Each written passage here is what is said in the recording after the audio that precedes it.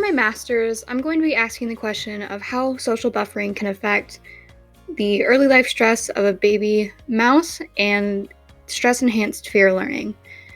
Social buffering is a concept that's somewhat new to me and is very interesting. It involves a mother or the siblings of a rodent, and the concept is if we put a mouse in a stressful environment, how can the mother or siblings help reduce the effects of that stress?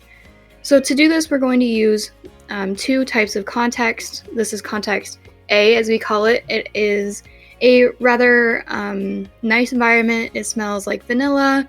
It's bright. And this is context B, where it is dark. We have red lamps so that we researchers can see, but rodents cannot see red light.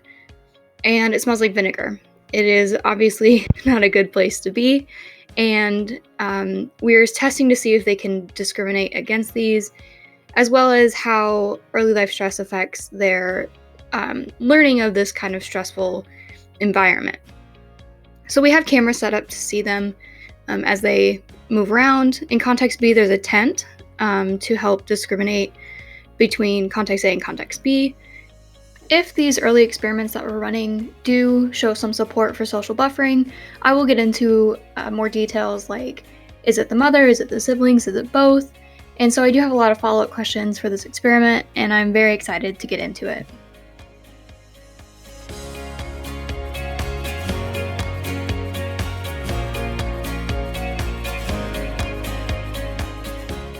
For my master's thesis, I was interested in sex differences in stress-enhanced fear learning following acute early life stress. Specifically, I wanted to know if activational effects of gonadal steroid hormones could be contributing to the sex difference. And in addition, I wanted to see if these activational effects would lead to sex differences and anxiety-like behavior. So to measure that, I did the open field test, which is a measure of anxiety-like behavior in rodents. So rodents naturally have an aversion to open areas because these open areas leave them exposed to predators, but at the same time, they also love to explore new areas. So this conflict allows us to measure their anxiety-like behavior as well as locomotor and exploration activity. So when we place the rat or mouse into the open field arena, we can look at the amount of time it spends walking around the outer edge of the box versus the center of the box. The more anxious the rat or mouse is, the more time it'll spend on the outer edge.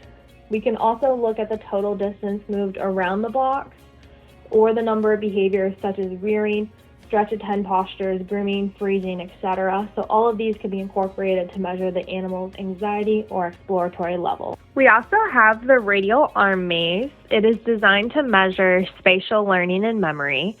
So the Radial Arm Maze is an apparatus that consists of a circular center compartment from which 8 equally spaced arms extend. Each arm is an elongated column of equal distance, and the far end of which may contain a reward, most often food-based, which is not visible from the center compartment. So the rat or mouse is placed in the center compartment and can explore the arms in search of a reward. Throughout the experiment, the animal must remember which arms it has already visited in order to ensure that the animal does not repeatedly enter arms which do not contain a food reward. The design of the maze ensures that the animal must return to the center between each arm visit and is therefore presented with the same 8 options each time, following which they must remember which choices have already been made. In this way, the Radial Arm Maze measures 2 forms of memory known as reference memory and working memory.